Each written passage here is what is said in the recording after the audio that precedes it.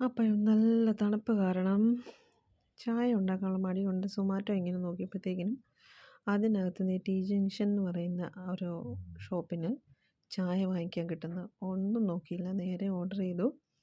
Order ചെയ്തതേ വന്നു. ചായയുടെ കൂടെ 2 കപ്പ് ഉണ്ടായിരുന്നു. പിന്നെ ബിസ്ക്കറ്റും തന്നു. 2 ബിസ്ക്കറ്റ് ഉണ്ടായിരുന്നു. നല്ല ടേസ്റ്റുള്ള ബിസ്ക്കറ്റായിരുന്നു കേട്ടോ. ഞാൻ ആദ്യം വിചാരിച്ചു ഇത് ശരിക്കും പറഞ്ഞാൽ അകത്ത് ചൂടൊന്നും കാണത്തില്ല.